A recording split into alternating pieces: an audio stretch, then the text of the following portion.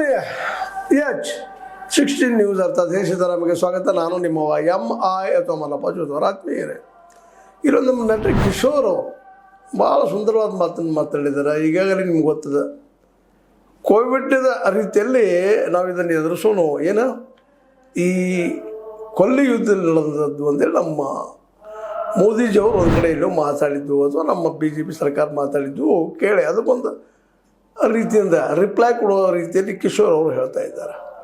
ಕೊಲ್ಲಿ ಯುದ್ಧದ ಪರಿಣಾಮವು ಕೋವಿಡ್ನಷ್ಟೇ ದೀರ್ಘಕಾಲ ಕಾಡಲಿದೆ.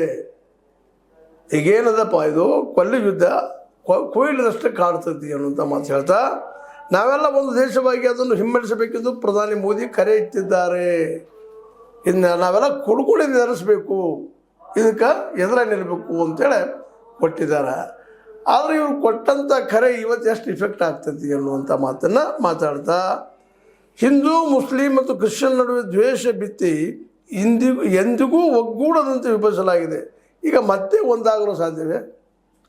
ದೇಶ ಒಂದಾಗಬೇಕು ಮಾಡಬೇಕು ಅಂತ ಹೇಳಿಕೊಡ್ತಾ ಇದ್ದಾರೆ. ಬಟ್ ಯಾರು ಒಡಕ್ಕೆ ದಿನನಿತ್ಯ ಹುಟ್ಟಿಸ್ತಾ ಇದ್ದಾರೆ ಅನ್ನುವಂಥ ಮಾತು ಹೇಳುವ ಮೂಲಕ ಮೋದಿಜಿಯವರ ಈ ಕಳೆದ 12 ವರ್ಷಗಳ ಇತಿಹಾಸ ಅದನ್ನ ಒಂದು ವ್ಯಾಖ್ಯಾನ ಬರೆಯುವಂಥ ಕೆಲಸ ಮಾಡಿದ್ದಾರೆ. ಅವ್ರು ಹೇಳೋದ್ರಲ್ಲೇ ತಪ್ಪೇ ಅದನ್ನು ಕಿಶೋರ್ ಅವ್ರು ಹೇಳೋದ್ರಲ್ಲೇ ಇವತ್ತಿನ ನಡೆದಂಥ ಈ ಮಾಬ್ ಲಿಂಚಿಂಗ್ ಆಗಿರ್ಬೋದು, ಲವ್ ಜಿಹಾದ್ ಆಗಿರ್ಬೋದು, ಅಥವಾ ಇನ್ನೊಂದು ಯಾವುದೋ ಆಗಿರ್ಬೋದು, ಇವೆಲ್ಲ ನಾವು ಗಮನಿಸಿದಾಗ ಇಲ್ಲಿ ನಮ್ಮ ನಡಗಿದ್ದಂಥ ಸಮುದಾಯ ಮಧ್ಯದಲ್ಲೇ ಒಂದು ಭಿನ್ನ ಮತವನ್ನು ಸಾಕಷ್ಟು ಮುಂದೆ ಬಂಗಾಳಿಗಳ ಎಂಟ್ರಿ ಅಂತ ಹೇಳೋದಾಗಿರ್ಬೋದು.